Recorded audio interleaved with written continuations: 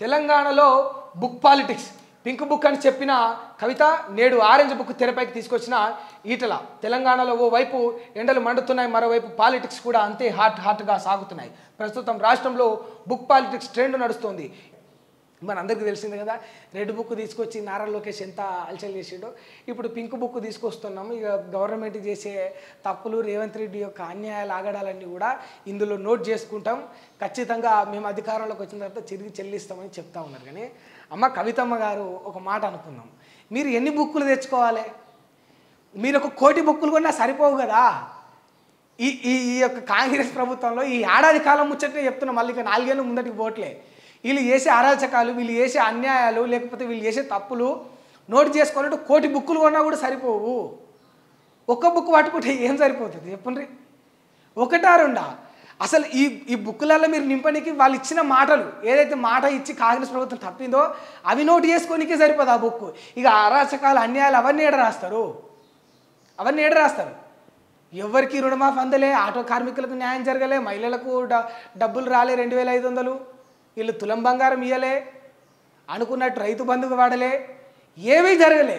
అవి రాయనికి బుక్ సరిపోదే. ఇక మళ్ళీ వీళ్ళు అరాచకాలు, అన్యాయాలు అడిషనల్ ఇంకేట రాస్తారు? మీ జీవితకాలం సరిపోదు ఇవి వచ్చిన ఏడాదిలో జరిగిన అన్యాయాలు రాయాలంటే.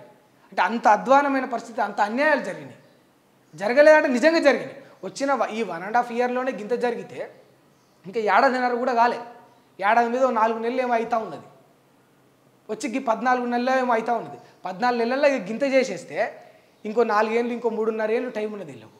ఇంకేంత అన్యాయాలు చేస్తారు? అంటే ప్రజాప్రభుత్వం, ప్రజాపాలన అని పేరు పెట్టుకున్న వాళ్ళు మరి ప్రజలకు ఏడ న్యాయం చేసారు చెప్పుండ్రి?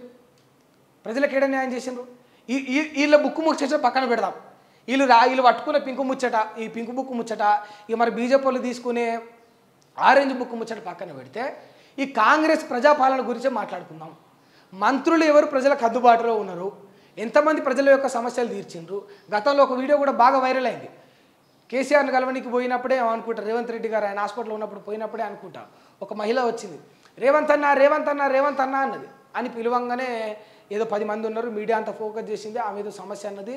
సామాన్యమైన మహిళ స్పందనకు రేవంత్ రెడ్డి గారు స్పందించరని ఇక్కడ అక్కడ కాదు, నేషనల్ వైడ్గా ప్రతి న్యూస్ ఛానల్లో వార్త వేసుకున్నారు. ఒక్కసారి ఒక్క మహిళ పిలిచినందుకు రేవంత్ రెడ్డి గారు పలికినరు, ఒక్క వీడియో వైరల్ అయింది. అంటే ఈ 3.5-4 కోట్ల మంది జనాభా ఉన్న తెలంగాణ రాష్ట్రంలో ఒక్క మహిళనే ఉన్నదా? ఆ ఒక్క మహిళకే సమస్య ఉన్నదా? ప్రజాపాలనలో ఒక్క మహిళకు సంబంధించిన వార్తే మనం వింటామా? గతంలో అది పిఆర్ స్టంట్లు, ఇక పిఆర్ డిజైన్ చేసిన ప్రోగ్రామ్ అని కూడా అన్నారు. సరే, వాట్ ఎవర్ ఇట్ ఈస్, అది మనకు 100% తెలియనప్పుడు, దానికి ఆధారాలు లేనప్పుడు మనం అనకూడదు. బట్ ప్రజాపాలన అన్నప్పుడు మహిళలందరినీ కలవాలి కదా. అందరి మహిళలు కలవలేకపోయినా 10 మందిని కలవాలి కదా. ఓ మీటింగ్ పెట్టి ఒక 100 మహిళలను పిలిపించాలి కదా. మహిళా సాధికారత కోసం మేము కృషి చేస్తాం, ఇది మహిళల యొక్క అభివృద్ధి కోసం పనిచేసే ప్రభుత్వం అని వరంగల్ డప్పుకోటి చెప్పిండ్రు కదా. ఇవాళ ఒక మహిళలకు గంత అన్యాయం జరుగుతుందని మన దగ్గరికి వచ్చింది ఆమె. ఒక మహిళ ఆమెకు గంత అన్యాయం జరుగుతుంది, డబుల్ బెడ్రూమ్ పేరు మీద గింత మోసం చేస్తున్నారని మన ఛానల్కే వచ్చిర్రు. మరి గత ప్రభుత్వం చేసిన తప్పేనా? మరి గతంలో జరిగిన తప్పులను సరిదిద్దలేకపోతే ఇప్పుడు నీకెందుకు మరి పదవి?